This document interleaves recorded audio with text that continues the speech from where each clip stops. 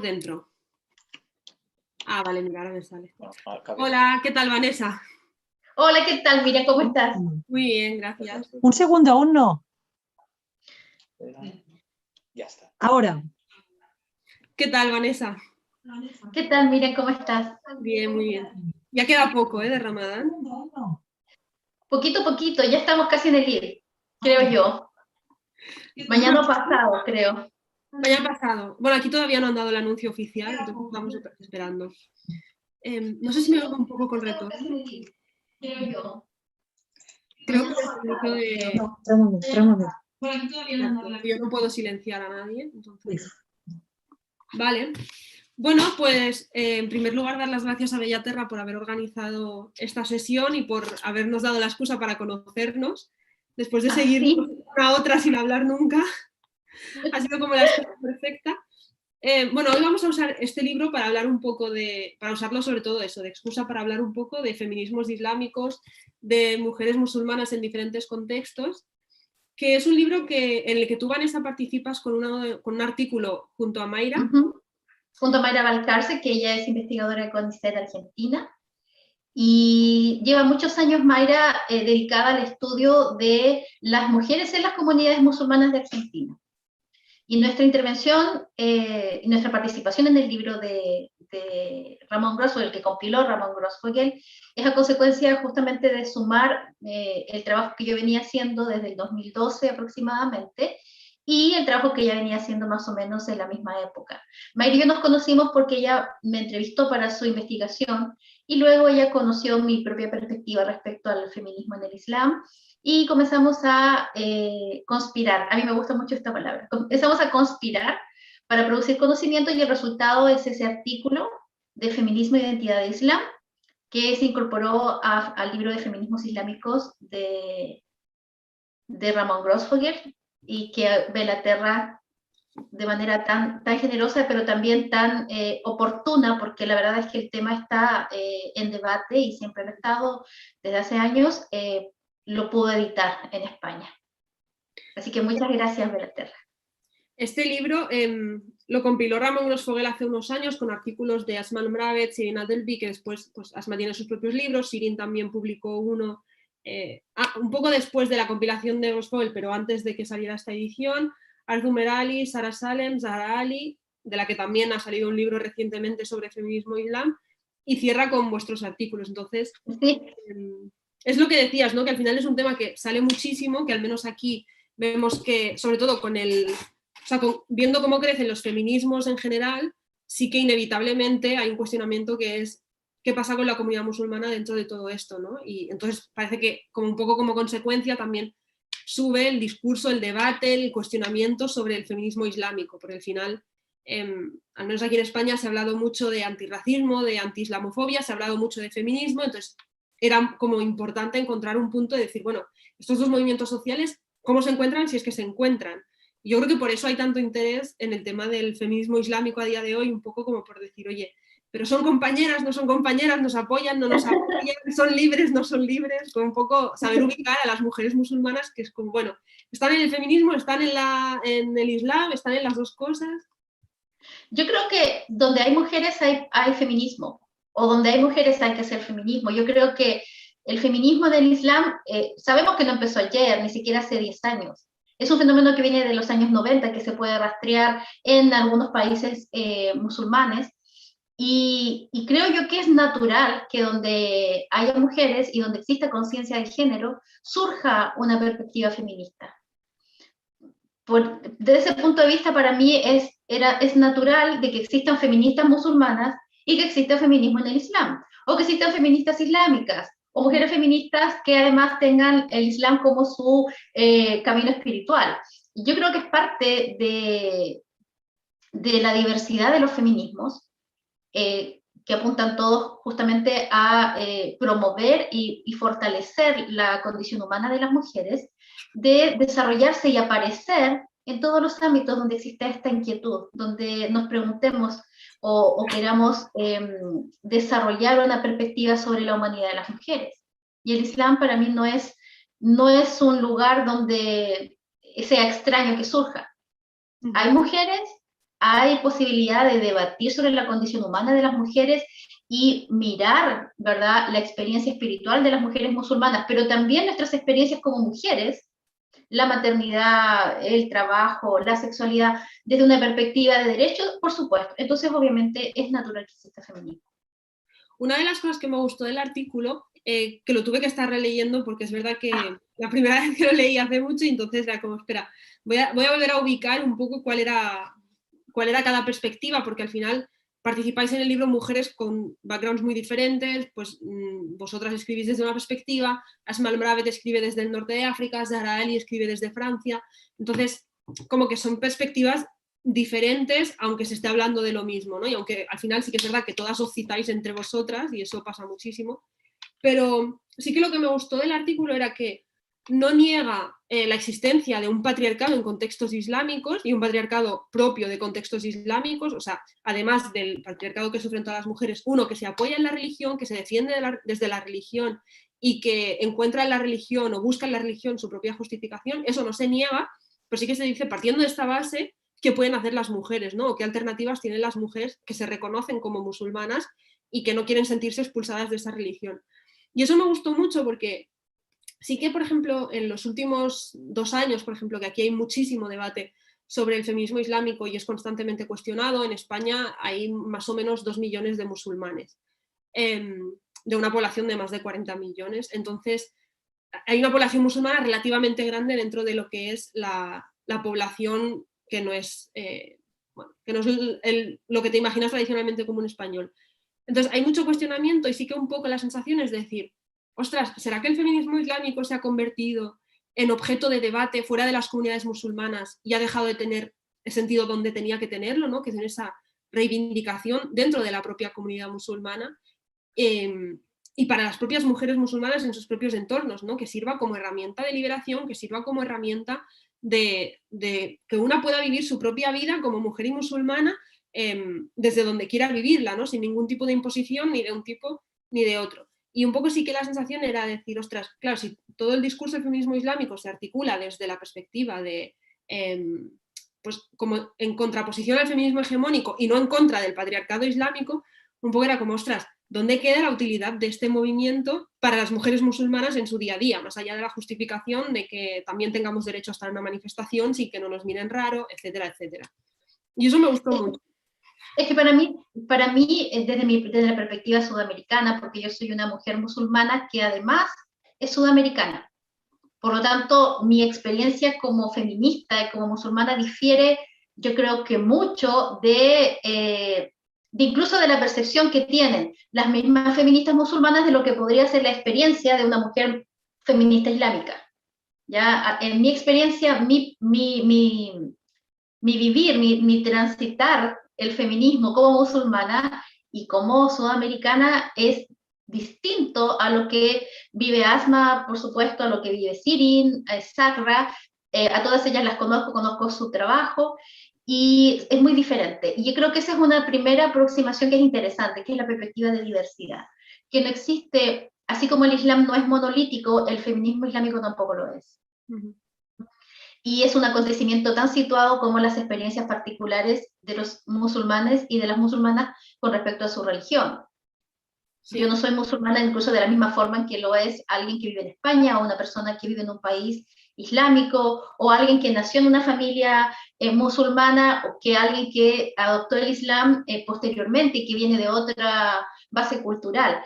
Son experiencias diferentes, pero yo creo que ahí hay una oportunidad interesante de poder describir los feminismos islámicos a partir de las experiencias de las mujeres, que es lo que un poco lo que este libro hace. Este libro toma distintas perspectivas y las muestra, y lo que muestra es una diversidad de voces y diversidad de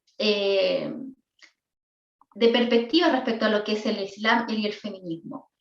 En el caso de nuestra aportación, Mari y yo, nos damos cuenta de que el Islam o el feminismo islámico es una herramienta, así como el Islam lo es una herramienta para vivir.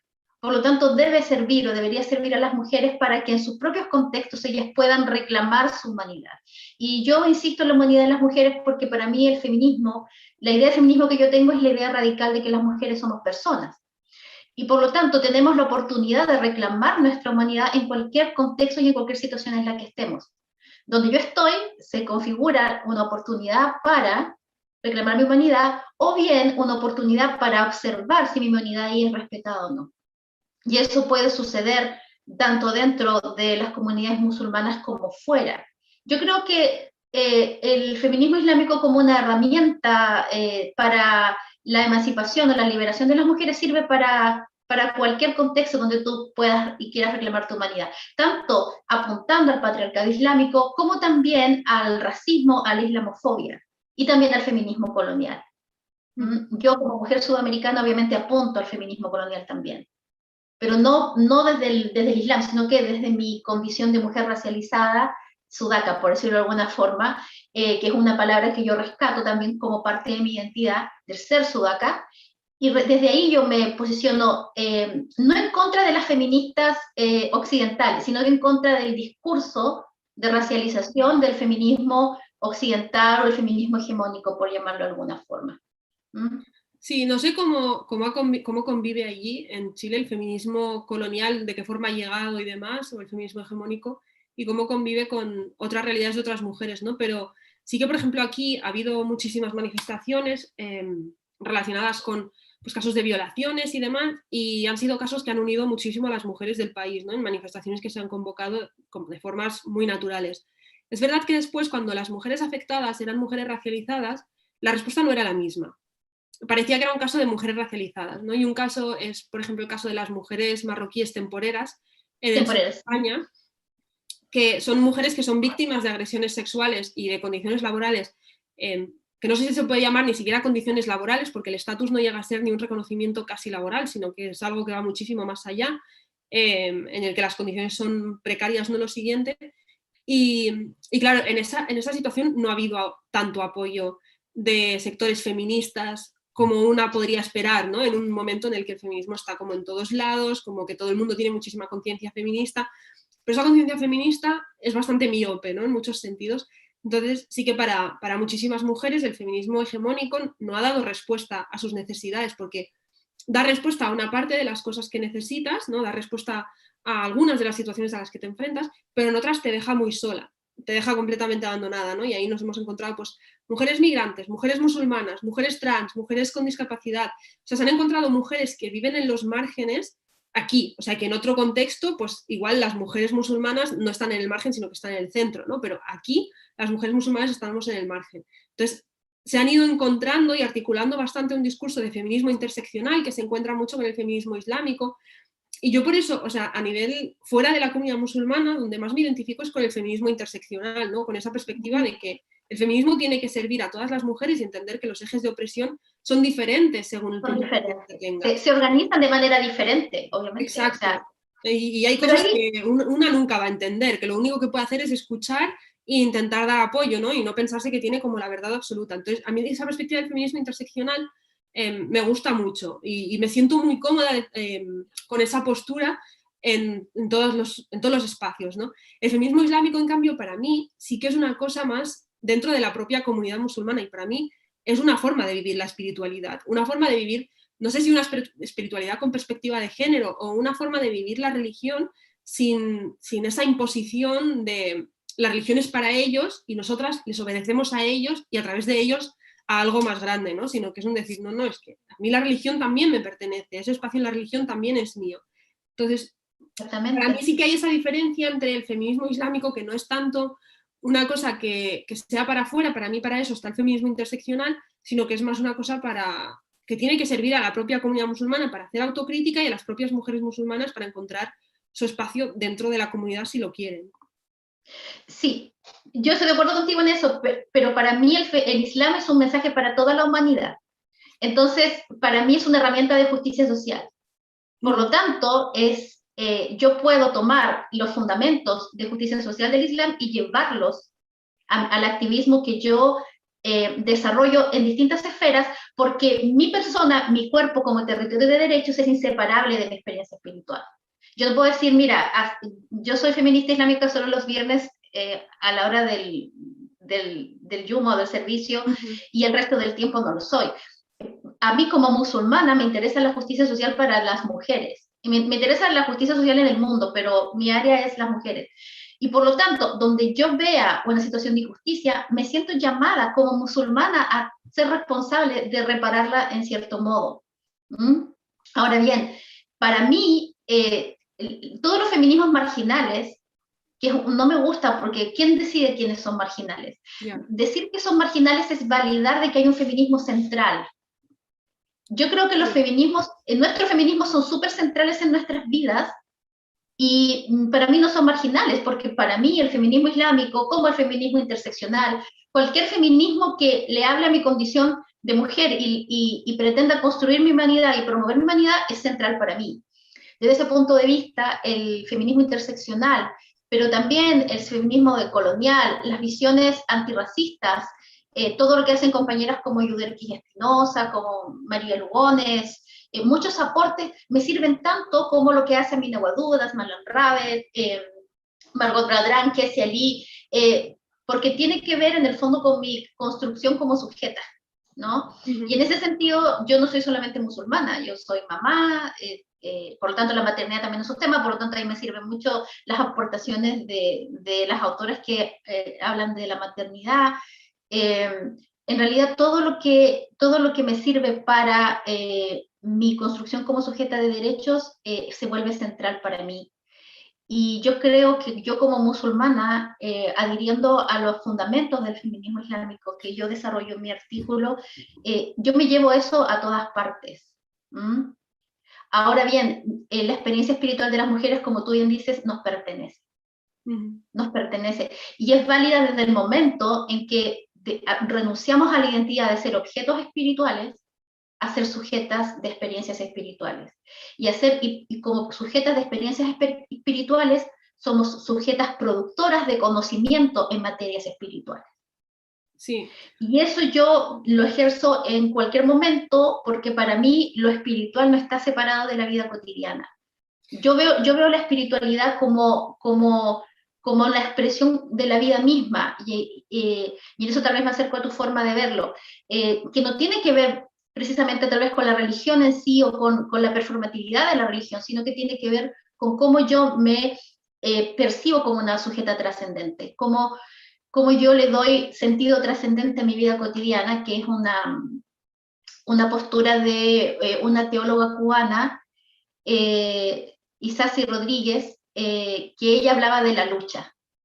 Y ella, siendo una teóloga, lo que estudió durante su periodo académico fue los movimientos populares de mujeres, porque ella decía que mucho de lo espiritual de las mujeres se manifestaba en los espacios políticos, y eso era muy interesante. Y ella decía, hay que estar en la lucha, y la lucha es darle trascendencia a aquello que tú haces todos los días. Y ella decía que la espiritualidad se construía justamente en esta lucha, y que esa lucha tú la llevabas a todas partes. Y a mí me parece que el ser musulmán o el ser musulmana no debería estar tan cerrado al resto de las experiencias de las mujeres, de las feministas, al resto de las experiencias espirituales. Creo yo que deberíamos ser más transversales en nuestra percepción de que si el Islam es un mensaje para toda la humanidad, el feminismo islámico también es una herramienta para todas las mujeres.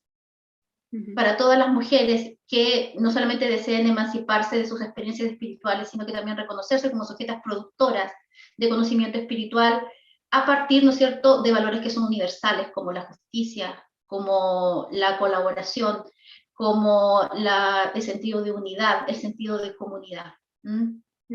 Yo veo mucho de hecho lo conversaba ayer con Sumaya, que no ha podido estar todavía con nosotras acá. Yo le decía, mi UMA son todas las mujeres con las cuales yo logro conectar y compartir una visión común. Y obviamente tienen religiones muy distintas, o a veces no creen en nada, no creen en algo trascendente, pero ellas son mi comunidad, porque con ellas yo construyo comunidad, y con ellas yo me articulo para mejorar un poquito el mundo y mejorar la situación de las mujeres con las cuales trabajamos, y que son beneficiarias de nuestros activismos y que participan con nosotras también. Entonces, en mi experiencia, el feminismo islámico para mí es una experiencia más abierta, más transversal de lo que podría ser tal vez para otras feministas musulmanas. Has hecho el apunte antes que, o sea, a mí me gustaría recuperar que has hablado de ser productoras también de conocimiento. Y es verdad que uno de los, como en todas las tradiciones, ¿no? Pero uno de los grandes males de las mujeres musulmanas es precisamente esa falta de producción de conocimiento desde una perspectiva de mujer y que sea respetada al ser producida por mujeres, que un poco se ha limitado todo o al papel de cuidadoras dentro de la perspectiva islámica, o ahora recientemente al papel pues, como mujeres musulmanas, feministas, etcétera. Pero sí que toda esa producción de conocimiento, de teología, etcétera, etcétera, que hay por parte de los hombres, no está igual por parte de las mujeres. O ha habido en algunos momentos, porque aquí sí que, por ejemplo, pues hay autoras que se van repitiendo mucho, sobre todo en la época del Andalus, pero que bueno, que desaparecen, ¿no? E incluso transmisoras de conocimiento de las primeras décadas del Islam, que después parece que desaparece del todo esa presencia femenina como productora de conocimiento. Entonces, no sé también si trabajáis desde la perspectiva esa, ¿no? De decir, que el otro día me comentabas que, claro, como mujer sudamericana todavía es más difícil que te lean como productora de conocimiento dentro del Islam. Por supuesto, por supuesto. Y me ha sucedido, con nombre y apellido. Mira, yo creo que una cosa es que las mujeres somos productoras de conocimiento a partir de nuestras experiencias. ¿Ya? Y eso es algo que podemos validar a partir justamente de la interseccionalidad y de las posturas decoloniales del feminismo. ¿Ya? Como hay una autora que me gusta y que estoy leyendo últimamente, que es Sara Ahmed, ella no es musulmana, es de origen pakistaní, y Sara Ahmed dice que el problema es que el androcentrismo lo que hace es disociar el conocimiento de la experiencia de las personas. Entonces tienes el conocimiento teórico y la persona.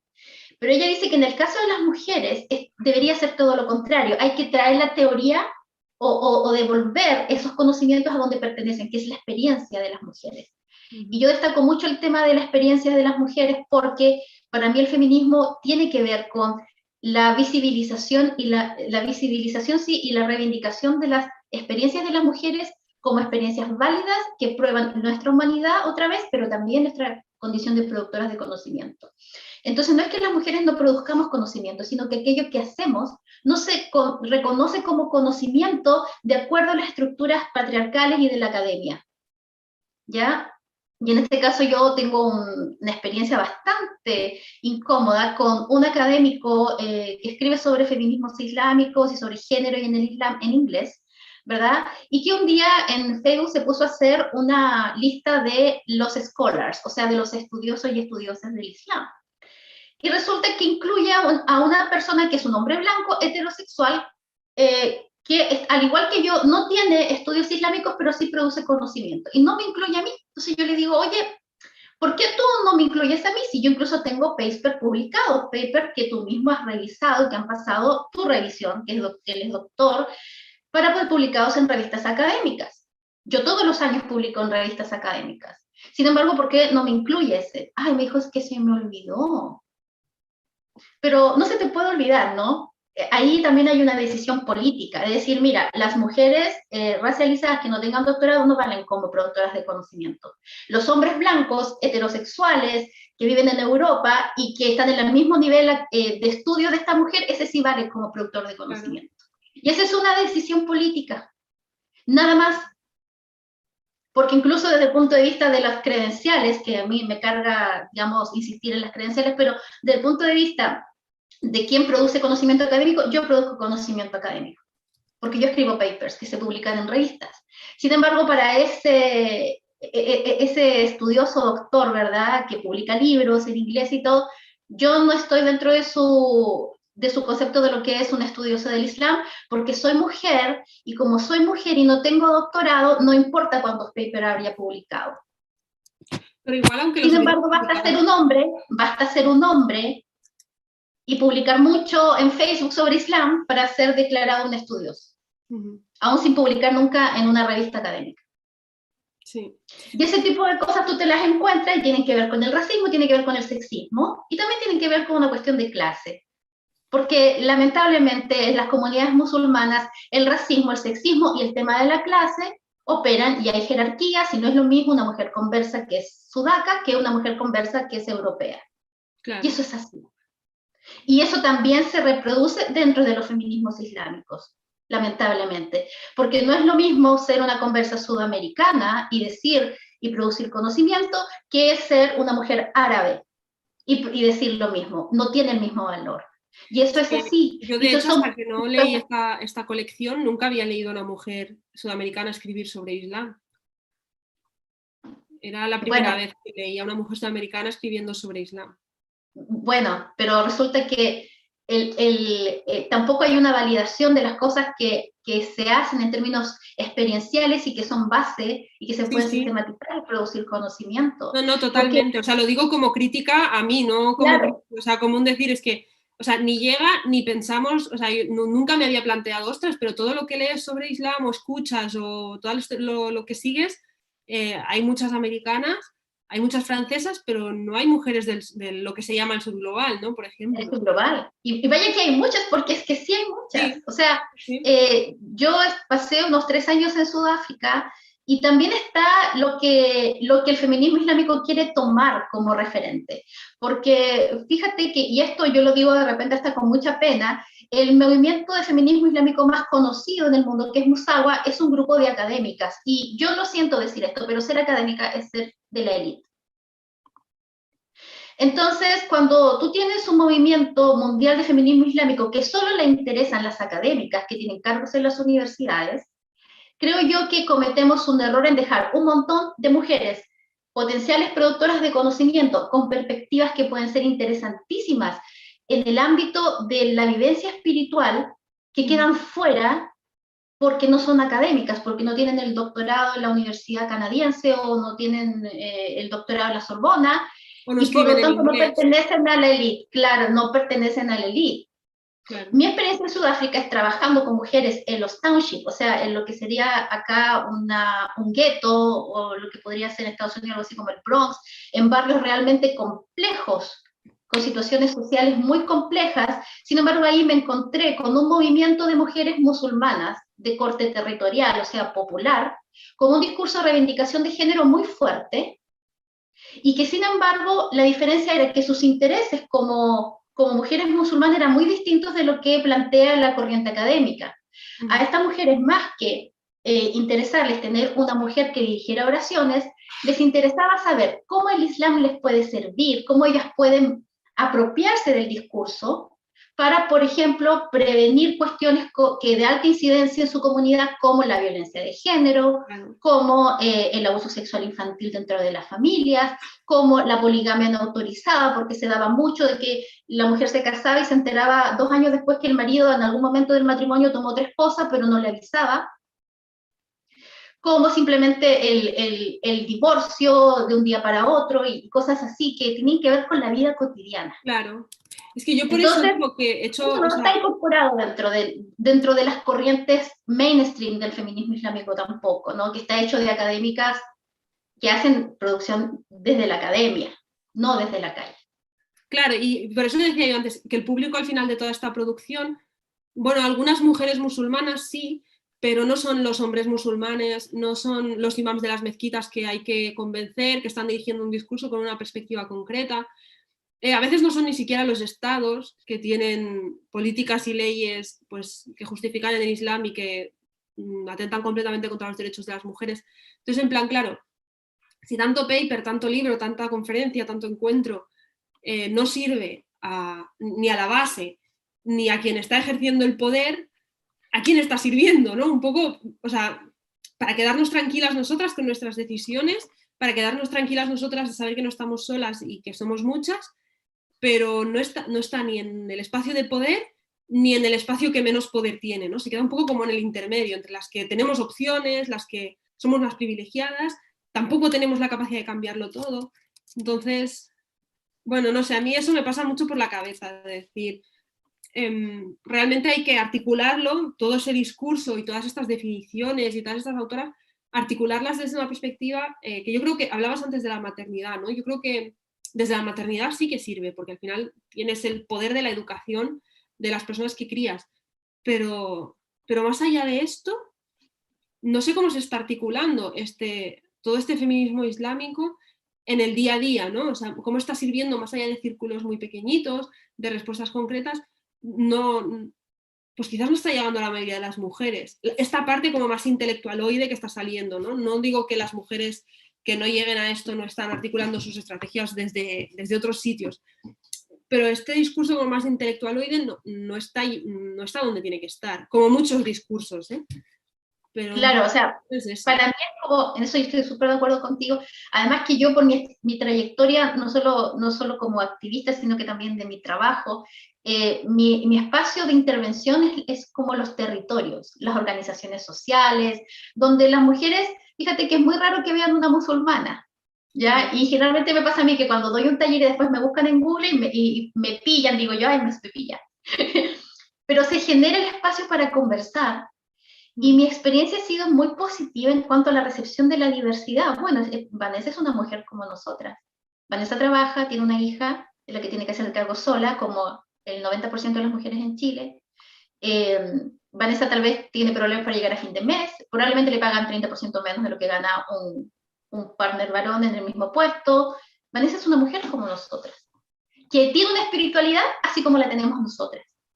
Entonces a mí esto de dejarme pillar incluso me ha servido mucho para introducir el tema de la necesidad de articularnos de manera transversal. Y yo creo que lo que pasa un poquito dentro del feminismo islámico que yo conozco, ¿no es cierto?, que es la experiencia de Musawa y estos círculos de académicas que son siempre las mismas, donde no entra nadie más, donde no entra nadie más a decir, mira, yo soy una mujer de un township, de una villa vulnerada por la droga o por los gángsters, y yo como mujer musulmana, esto es lo que yo quiero del feminismo, esto es lo que yo necesito, tampoco entra eso.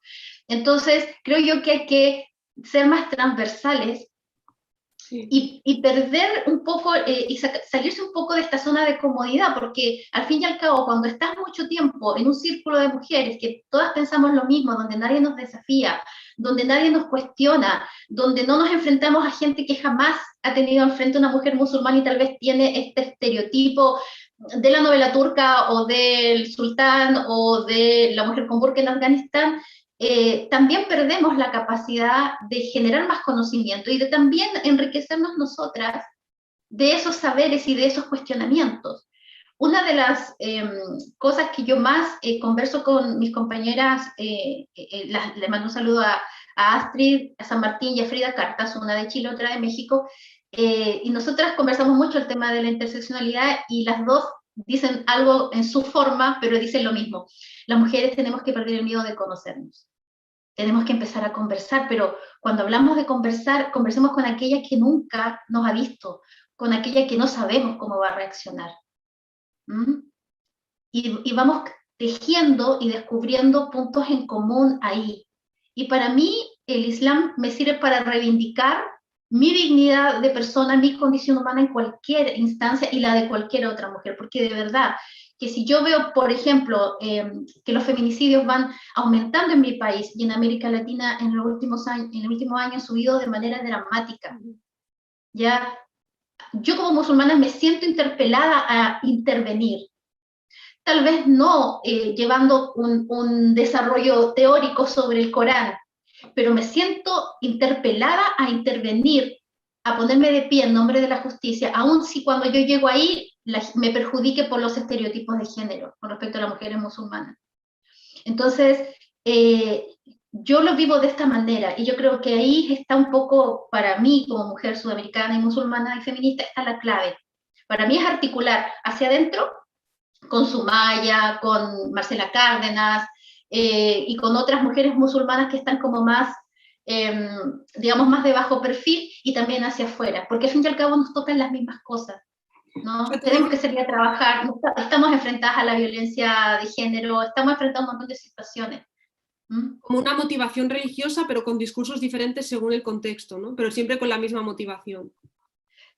Por supuesto, porque va a depender, obviamente, la situación que yo vivo como en mi país en este momento, en hoy, es muy diferente tal vez a la que pasa Marcela Cárdenas, pero sin embargo, para mí, en el caso de Marcela Cárdenas, por ejemplo, que ella desarrolló un emprendimiento de ropa deportiva con conceptos islámicos que se llama Tawakul, y ella emplea a mujeres desmovilizadas de la FARC. Me parece que es una forma de ibadá, es una forma de reafirmar el tawhid, es una forma de crear uma maravillosa. Claro. Sin Bueno, necesidad de decir, sin necesidad de dar una cátedra sobre Islam. sí, sobre Y el sin terreno. necesidad de decir, necesito que me acepten como feminista. Y yo creo que en nuestro contexto latinoamericano, que es tan diverso, creo que la clave es esa, digamos. Yo también, si tú buscas Sumaya en el Google, la vas a ver en protestas contra la violencia, en protestas contra el feminicidio, con un megáfono y con un pañuelo verde por el aborto libre, porque esas son las cosas que la interpelan en materia de injusticia contra las mujeres en su contexto. Yo creo que las feministas islámicas tenemos que estar donde existan situaciones de injusticia contra las mujeres y hacer nuestra parte y tomar responsabilidad, no solamente en lo que nos afecta en la comunidad, sino que, digamos, en nuestra sociedad como una comunidad mayor. Bueno, al final es verdad que todo te afecta también como ciudadana, o sea, al final... Exactamente. O sea, cualquier Porque empresa... hay una cosa, Miriam, que yo por lo menos lo veo desde mi perspectiva de, no digo de estudiosa, pero desde mi perspectiva de persona curiosa sobre el saber.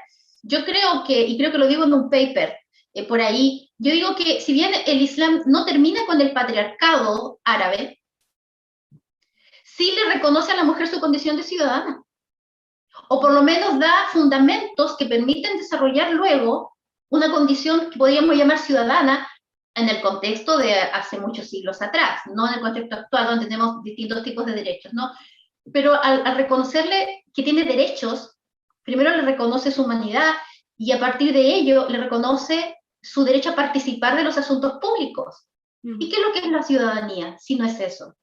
Claro. Entonces, para mí es inseparable la condición de ser musulmana y feminista de la condición de ser ciudadana. De hecho, yo muchos años atrás, en el 2013, en mi blog escribí una carta dirigida al entonces presidente, que ahora también es el presidente, al entonces presidente a partir de ciertas políticas que tenían que ver con el fomento a la maternidad en mi país. Políticas que me parecieron muy sexistas y hasta insultantes, tomando en cuenta la precarización laboral que tenemos las mujeres en Chile, que es alta. Y yo firmo esa carta, porque se llama Carta Abierta a Sebastián Piñera, firmo como Vanessa Rivera de la Fuente, feminista islámica y ciudadana insumisa. Y bueno, la carta la reprodujeron muchos medios y les llamaba mucho la atención que yo me definiera como públicamente como musulmana. Pero también a muchas mujeres que se sintieron interpretadas por la carta, les llegó que hubiera una mujer tan diversa que explicara que vive las mismas situaciones y siente la misma indignación que sienten ellas. Claro. Porque en ese momento es cuando ya no importa si el velo te oprime, o sea, cuando esas discusiones pasan a un plano ya no segundo, sino que cuarto y lo que viene más abajo. Cuando yo me encuentro con otras mujeres en aquello en lo que somos iguales y que nos indignan las mismas cosas y que queremos las mismas cosas, ya si yo puedo ser feminista porque soy musulmana, ese debate que es bizantino, que es innecesario y que me parece hasta revictimizante, pasa a un plano que ni nos acordamos de eso. ¿Y no te sientes cuestionada todo el rato de decir, de recibir mensajes tipo, pero tú cómo vas a reivindicar esto si las mujeres musulmanas estáis peor? Vete a reivindicar Arabia Saudí, quéjate de esto en Irán. Mira, lo que pasa es que yo antes le daba mucha bola y perdía mucha energía respondiendo ese tipo de mensajes, ¿no? Hasta que me di cuenta de que yo no iba a convencer a personas que están empecinadas en negarme mi humanidad, y por lo tanto mi condición de mujer, persona y feminista, si yo mientras, digamos, explicándoles que en el fondo yo tenía que aceptar de que hay limitaciones en el entendimiento, de que si la persona decide deliberadamente colgarse de mi condición de musulmana para negar mi humanidad como mujer es una decisión política y que la forma en que yo demuestro que soy musulmana es feminista haciéndolo. Como dice como dice esta activista francesa cuyo nombre me cuesta mucho pronunciar, Usra, es francés, ella es activista en Francia y creo que está en el libro de Joven la nombre, creo que es un artículo. Ella dice, no habría ni que explicar por qué una es musulmana y feminista, simplemente hay que serlo. No sé si yo me pongo a Usra Bulteja, una cosa así, es que yo Judía soy Bulteja. ella. Vale, entonces, aquí en este claro, libro. entonces ella dice en un artículo que no está en el libro, sino que en otro dice, la sola condición de ser musulmán y feminista basta, o sea, del momento en que yo les pienso explicar a otra persona y a tratar de convencerla de mi condición como humana, yo misma me pongo en una situación de subalteridad en la cual no debería ponerme y no debería admitir que nadie me coloque. Entonces, cuando alguien viene con esa pregunta cliché, oye, ¿pero se puede ser musulmán y feminista? Mi pregunta es, ¿pueden las mujeres ser feministas? La respuesta es sí. Bueno, yo soy mujer. Quien tiene que explicar el por qué no puede asumir la humanidad de una mujer por una religión o una identidad determinada es la persona que pregunta. Yo no tengo por qué explicar por qué en la cabeza de alguien no aparezco como sujeta de derechos. Y allá tendrá esa persona que desconstruir sus años y años acumulados de imágenes de Hollywood, prensa de derecha y un montón de cosas. Pero esa es responsabilidad de esa persona, no mía. Yo me dedico a hacer lo que hago y quien quiera ver en mí, digamos, una aliada, una compañera de lucha, bien. Y quien no, bueno, está bien, vaya y a otra cosa, ¿no? ¿Crees? Es muy cansino, Miriam, es muy cansino hasta incluso, viste, desde la salud mental, probarle la humanidad propia a los demás. Sí, no, es que es probar la humanidad todo el rato. Bueno, llevamos ya un rato y para dejar tiempo también si hay alguna pregunta, pero ¿crees que el feminismo islámico va a ir encontrando su sitio tanto en la sociedad en general como en la comunidad musulmana? Así que hay una cosa que en general en todos los artículos se hace referencia a ese artículo de los 90 ahora no me saldrá el nombre, pero de estas periodistas iraníes que hacían este artículo en el que nombraban el feminismo islámico, y siempre se pone ese momento como el principio, ese o los congresos de Barcelona, ¿no? Como el principio del feminismo islámico.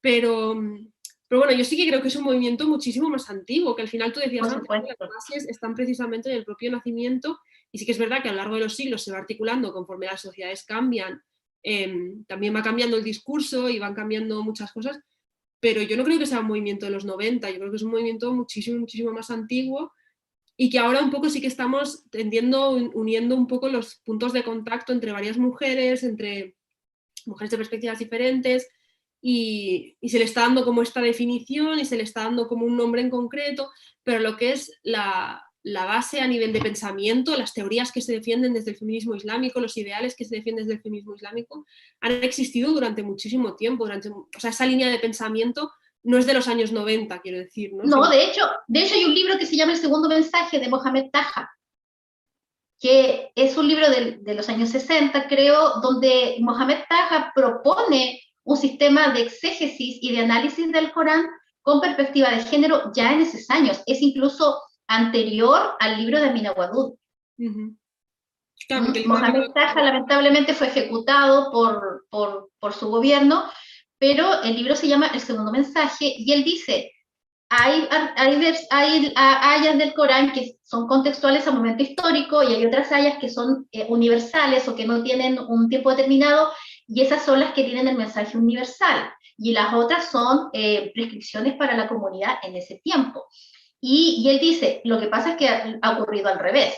Claro. Lo que pasa es que se han torcido esa perspectiva y cuestiones que tienen que ver con un momento histórico determinado se han convertido en reglas universales, ¿verdad? Y aquellos que son mensajes que son para toda la humanidad en todas las épocas se han reducido, ¿no es cierto?, a cuestiones coyunturales. Y de ahí, dice este autor, surge mucho de la justificación a la discriminación de la mujer. Pero esta es una elaboración muy anterior, es de los años 60. Y yo creo que asimismo también me cuelgo de lo que dice la feminista indígena Julieta Paredes con respecto a estos feminismos marginales. Dice, donde quiera que haya habido dos o más mujeres que se hayan incluso ni siquiera sentado a pensar sobre su condición femenina, ha habido feminismo. Donde bonito. quiera que haya habido una reflexión crítica, y yo adhiero con ella. Nuestros feminismos, el feminismo islámico y otros, no son marginales, son el centro de nuestras vidas, para nosotras. Y nosotras, como mujeres marginales, o que estamos en estos feminismos marginales, no somos marginales. Nosotros existimos con el mismo nivel de centralidad que cualquiera otra de las mujeres que está haciendo feminismo en este momento en cualquier lugar del mundo. Una pregunta que quería hacerte es, ¿tú crees que el feminismo islámico va a encontrar su sitio? ¿Se va a conseguir como marcar su terreno dentro de la comunidad musulmana y en la sociedad en general? ¿O va a seguir siendo cuestionado hasta, no sé? Yo quisiera responder eso con hechos. ¿Pudieron las mujeres indias, las feministas islámicas indias, revertir la ley de divorcio? Sí. Entonces, donde se pueda instalar la humanidad de las mujeres, esto de acuerdo a mi percepción, mi concepto del feminismo que yo manejo, que es la idea radical de que las mujeres somos personas. Donde quiera que se instale la noción de humanidad de las mujeres, hemos encontrado nuestro lugar. Y yo creo que lo que hay que disputar es eso, nuestro lugar de humanidad. No convencer a otros que somos humanas, sino que disputar nuestro lugar de humanidad. Y eso comienza por reclamarnos humanas, por reclamarnos sujetas de derechos y sujetas de experiencias espirituales y productoras de conocimiento espiritual. No necesitamos que nos publique la Universidad de Oxford para producir conocimiento. Existen otras formas. Si no está el espacio, hay que crearlo. Claro. Entonces, para mí, el feminismo islámico encontró su lugar, desde que habemos feministas islámicas. Y en cada uno de los lugares donde nos desenvolvemos, el feminismo islámico tiene un lugar. Sí. O sea, al final están las bases esas que decías que desde la Está en las bases, exactamente. Obviamente, la forma en que tú ocupas tu lugar, el lugar es diferente a la mía, pero el lugar está, lo hemos ocupado. Sí, yo creo que es diferente también porque, o sea, es diferente el punto de partida, ¿no? También, al final, yo nazco en una familia musulmana, crezco como musulmana, en un contexto en el que hay muchas personas musulmanas en mi entorno, la mayoría son migrantes, entonces también opera un factor de, bueno, como de racismo conocido desde siempre, pero también de machismo conocido desde siempre, entonces como que todas esas cosas tienen que ir encontrando su lugar, ¿no? Y entonces, claro, yo lo vivo diferente también por eso, ¿no? Porque al final, pues el Islam que yo conozco es el Islam de mi entorno marroquí aquí en España y el Islam en Marruecos. Son como mis dos contextos, ¿no? Y uno muchísimo más que el otro. Entonces, claro, yo por eso decía que para mí el feminismo interseccional es como la herramienta y el feminismo islámico es más para dentro de la comunidad, pero sí que estoy de acuerdo con lo que decías, que al final a cada uno le mueve lo que le mueve y al final para las personas que somos creyentes la motivación religiosa está en casi todo lo que haces, ¿no? Está presente Exactamente. en lo que haces, igual que para otra persona pues hay otro tipo de motivaciones que la llevan hacia ciertos movimientos, etcétera, etcétera. Entonces, claro, yo lo vivo desde esa perspectiva, ¿no? De una comunidad musulmana grande, con unas problemáticas concretas como muy identificadas, con unas formas de articular el machismo muy propias, muy claras además, muy repetidas, muy compartidas entre muchas mujeres, que las vemos igual, que las vivimos igual. Entonces, como que hay un espacio lo suficientemente grande para decir, oye, vamos a trabajar esto desde esta perspectiva, y luego, fuera de la comunidad musulmana, una reticencia muy grande a escuchar cualquier cosa que tenga que ver con ser mujer musulmana y ser feminista, con el tema del Islam en general, muchísimo desconocimiento, ¿no? Y entonces es como un desgaste de tener que decir, ostras, todo desde cero, ¿no? Todo desde el principio y también cuestionarse un para qué, ¿no? O sea, al final, si yo quiero que esta persona sea mi compañera en la lucha feminista, a lo mejor no hace falta que sepa todo en lo que creo, hace falta que estemos de acuerdo en qué modelo feminista queremos, ¿no? Y es un modelo feminista, antirracista, anticapitalista, etcétera, etcétera. Pues ahí nos encontraremos en el feminismo interseccional. Y si no está de acuerdo con que yo después mi religión la practique como la quiero practicar, pues bueno, me da igual porque de momento no vamos a tener que negociar juntas mi experiencia religiosa, ¿no? Entonces, sí que por eso me lo planteo desde allí, porque a nivel pues, de reforma, de debates sobre el ámbito laboral, sobre el acoso callejero, sobre etcétera, etcétera, etcétera, para mí allí no entra la religión a nivel de discurso. Entonces, como no entra, yo digo, vale, pues allí no hace falta tocarlo. Es verdad que es más a menudo que me pregunten que no que yo conteste, pero es por eso, ¿no? Porque con compañeras feministas, pues digo, ¿dónde nos encontramos? Pues sí que, por ejemplo, yo no podría compartir espacio con una feminista que le da igual lo que les pase a las mujeres que habitan los márgenes, ¿no? Que una mujer feminista racista, yo no Por puedo compartir supuesto. espacio con una mujer así. Ahora, con una mujer que cree que la religión y el feminismo no pueden convivir, pues no tengo ningún problema porque no vamos a chocar, o sea, pienso, ¿no? A no ser que, bueno, claro, sería diferente si viviera en Francia, también te lo digo, pero Exactamente. claro, pero de entrada es como, bueno, en un estado confesional en el que cada persona tiene derecho a practicar o no practicar su religión, en el que se parte de la base de no estoy de acuerdo contigo, pero voy a respetar tus opciones de vida, bueno, pues allí yo creo que podemos convivir, igual que, o sea, hay como un acuerdo de yo no voy a aplicar mi religión para decidir lo que tú tienes derecho a hacer y no, y al revés tampoco, ¿no? Que otra mujer no decida aplicar su no religión o su ateísmo para decirme lo que yo puedo o no puedo hacer en mi vida privada, ¿no? A partir de ahí, como mujeres en el ámbito colectivo, en el ámbito social, en el ámbito público, pues ahí sí que tenemos un discurso compartido, un discurso común, unos objetivos comunes, y eso para mí es desde la interseccionalidad. Entonces, para mí la interseccionalidad es como ese espacio que te reconoce la diversidad de las mujeres, que reconoce que es necesario que nos escuchemos, que habrá particularidades para cada una y que vamos a trabajar por un movimiento diverso, sin necesidad de que todas estemos de acuerdo con todo. Y hay 1000 debates abiertos, ¿no? Igual que hay muchos debates abiertos dentro de la propia comunidad musulmana, pues el feminismo interseccional deja muchos debates abiertos. Pero bueno. Así es. A mí me parece fundamental eso que dijiste. Lo importante es mantener el debate abierto. Creo yo que es bueno que haya puntos de debate abiertos. Creo que es bueno, por ejemplo, reflexionar sobre cuáles son las mujeres que están, digamos, en nuestras comunidades, qué es lo que ellas quieren, qué es lo que ellas les interesa, qué es lo que ellas les importa, y desde ahí, ¿no es cierto?, desarrollar una perspectiva de género o un enfoque feminista sobre las experiencias porque la idea es de que el Islam y el feminismo sean como herramientas para la vida, sirvan para, como dice Siva Mir Hosseini, para que seamos más felices, independientemente de lo que eso significa para cada mujer. Y que haya siempre como centro, y que de hecho es lo que el Islam hace, que es poner como centro la dignidad humana de hombres y mujeres por igual. Y desde ahí, ¿no es cierto? Porque las mujeres puedan decidir sin ser infantilizadas, ¿no? Ni desde una perspectiva Exactamente. Y que tampoco se imponga un modelo. Para mí es importante esto de que no existe un modelo tampoco de creyentes, ni tampoco un modelo de feminista. Yo creo que hay que renunciar a eso también, no existe. Existimos las mujeres.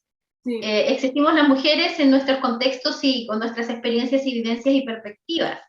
Y es importante que para mí que siga siendo así, que sigamos siendo un debate abierto, una pregunta, como decía no sé qué escritor latinoamericano, dice, la humanidad, o sea, la condición humana es una pregunta.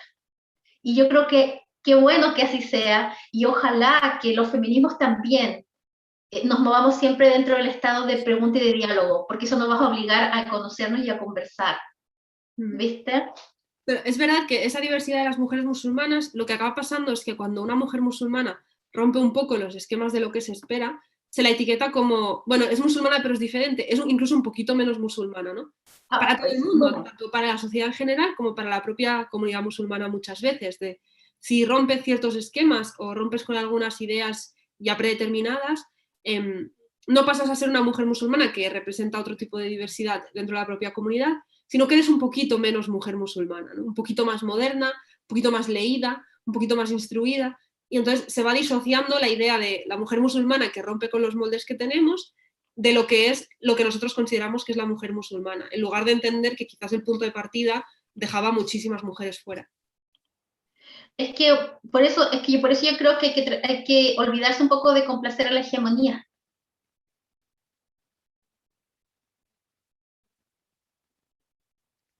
Perdón. Entonces, creo yo que hay que valorar la subjetividad de las mujeres y dejar de complacer a las hegemonías. Yo soy una persona, y Sumaya y otras más en América Latina, muy, muy, muy apartada de las expectativas de las comunidades musulmanas sobre nosotras. Lo importante es que lo que nosotras esperamos de nosotras mismas como creyentes. Y yo creo que eso es lo que nos tiene que guiar. ¿Qué es lo que yo quiero hacer desde mi perspectiva como musulmana por otras mujeres? O por cualquiera que sea el activismo que yo tenga. ¿De qué me voy a hacer responsable? ¿Cuál va a ser mi califato acá? ¿No?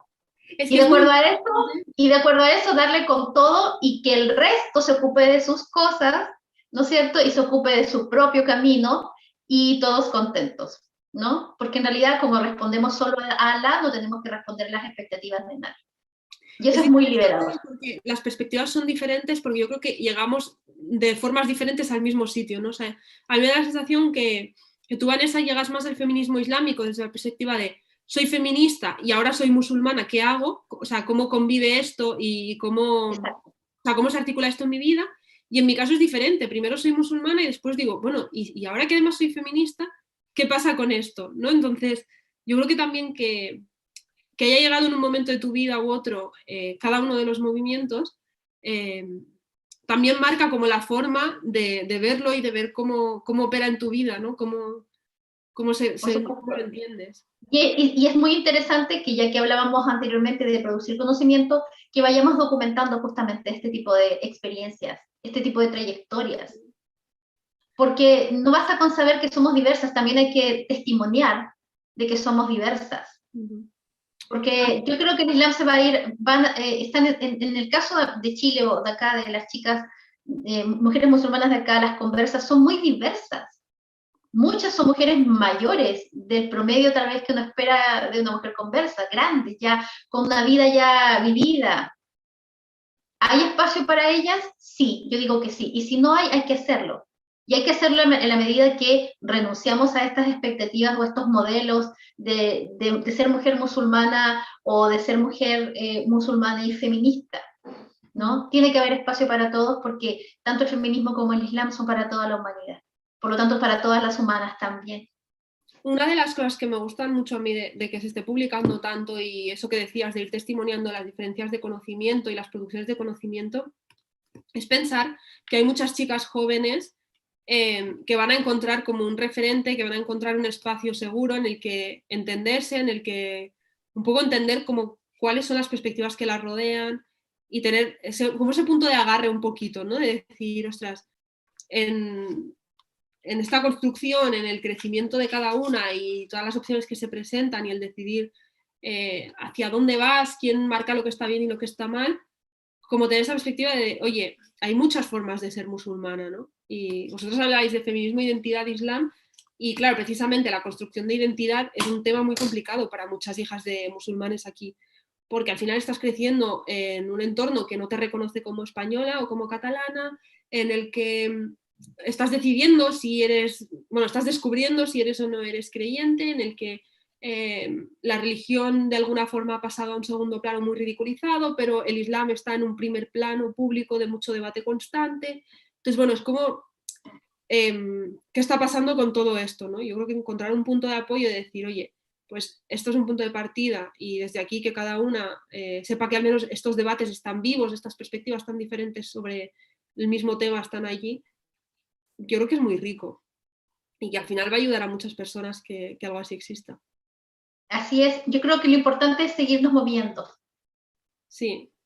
Eso es. Y en algún momento, yo siempre es algo que comparto con otras feministas islámicas de otros países que tienen las mismas inquietudes que hemos expuesto en esta conversación.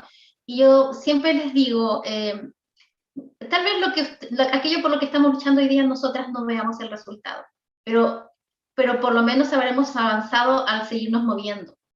Sí. Tal vez sea una chica del año 2050 la que finalmente logre vivir en una sociedad donde la islamofobia no sea una realidad con la que tenga que convivir.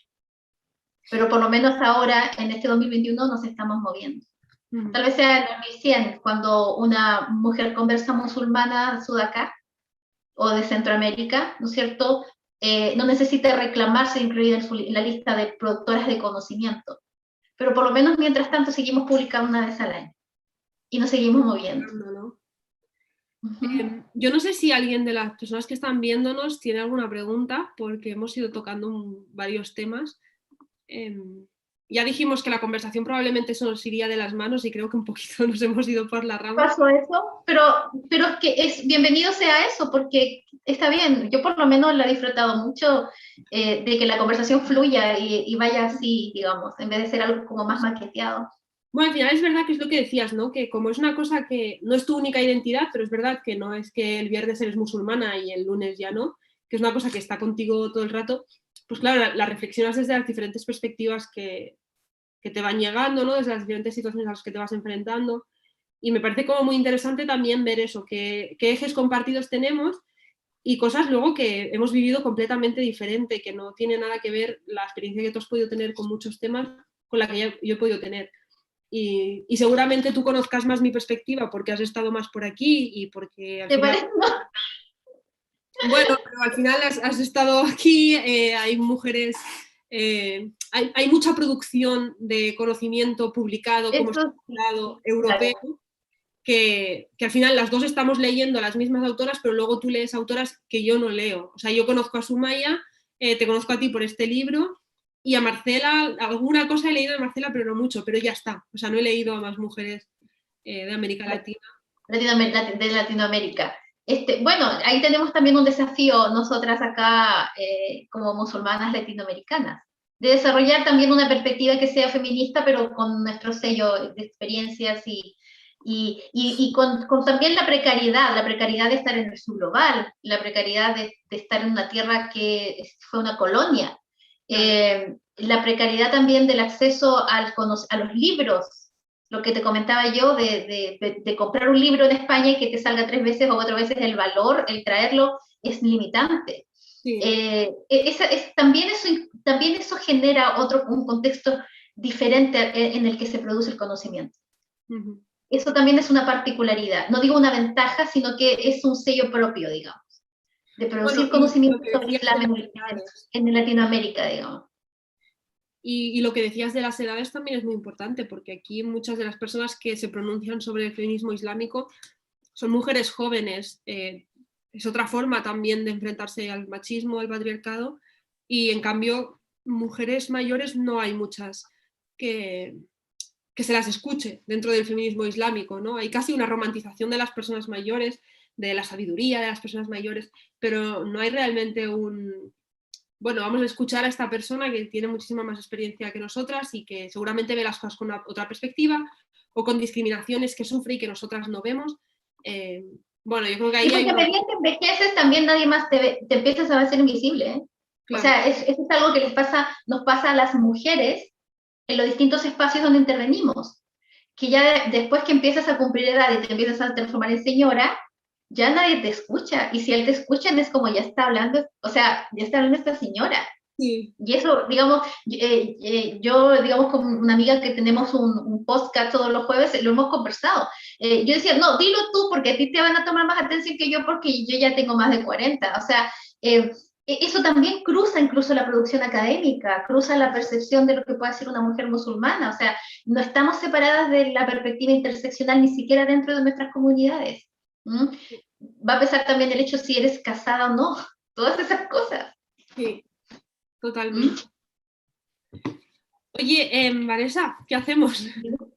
Bueno, yo creo que no sé si ustedes tienen que romper ayuno allá. Sí, bueno, se va acercando la hora aquí. Bueno, yo no puedo ver la transmisión porque no tengo acceso, digamos, al link de YouTube, vale.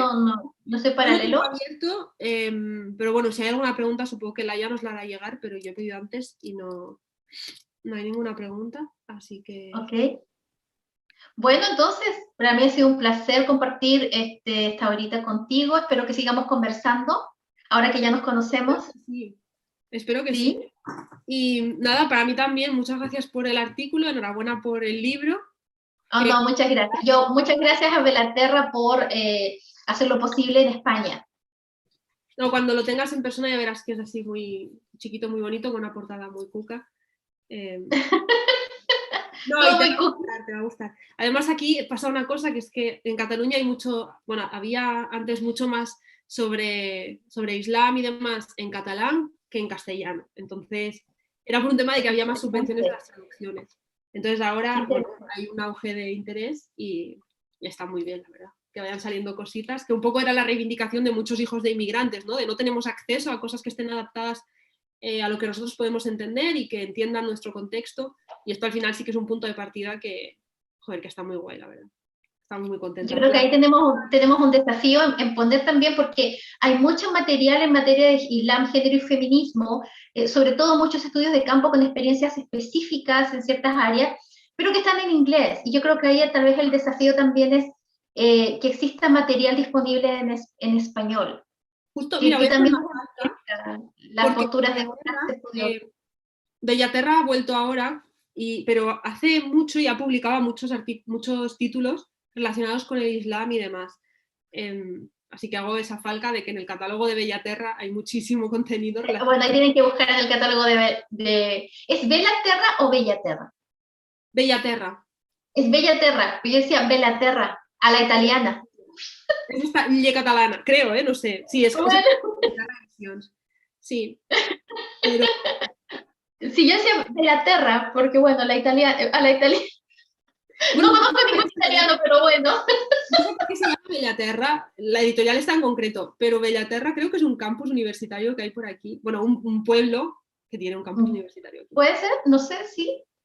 Bueno, en todo caso, yo muy agradecida de que hayan sacado esta edición y feliz de haber llegado a España, porque es una manera de cruzar el charco. Yo sé que hay muchas de las cosas que yo he escrito que están en internet, pero no es lo mismo cuando tienes un libro publicado que las personas pueden acceder en librerías, digamos, ¿no? Es diferente. A mí por lo menos me suena muy diferente tener un libro físico donde yo puedo decir, mira, que aquí está parte de lo que yo he desarrollado, está acá, y la verdad es que me pone muy feliz. Me pone muy feliz porque en algún momento, fíjate que lo veía difícil, justamente por estas cosas de la falta de interseccionalidad, pero gracias Bellaterra por llevarme a España, ¿no? De verdad que estoy muy agradecida. Ojalá puedas venir ya presencialmente tú entera. Es que sí voy porque creo que yo parte también de algo que me gustaría hacer a mí como feminista y musulmana es poder socializar en persona, digamos, con mujeres musulmanas y feministas de allá, porque en redes sociales es diferente, ¿no? Sí. En redes sociales parezco una pesada, pero del truño, en serio. Pero ahí en persona por ahí soy súper agradable. Soy súper agradable y encantadora, así que no, por supuesto que sí. Y yo creo que hay que aprovechar también la facilidad que nos dan las redes sociales para conspirar y articularnos. Y por lo menos para crear, aunque sea conversaciones, para conversar sobre distintos temas y dejar estas conversaciones en público, o sea, para que estos debates sean abiertos. Y estén a disposición de cualquier otras mujeres que estén teniendo debates similares en sus propios círculos de activismo, ¿no? Porque yo creo que lo que hablamos nosotras también es una discusión que se da al nivel de las mujeres inmigrantes, de las mujeres trans, o sea, esta misma discusión de los cuestionamientos y de la necesidad de seguir conversando y seguirse moviendo. Oye, Vanessa, un placer, de verdad. No, para mí totalmente el placer. Así que yo muy feliz, gracias por esta horita. Y nos vemos en Barcelona. Muy agradecida de ti y de editorial Bellaterra o Bellaterra. Bellaterra. Bellaterra, bueno, de editorial Bellaterra por la publicación, ¿no? Así que nada, pues Miriam, a seguir conversando y estaremos articulando. Perfecto, pues muchas gracias a Bellaterra, muchas gracias por el rato. Y a las personas que nos habéis seguido también, muchas gracias. Muchas gracias, que estén muy bien. Chao.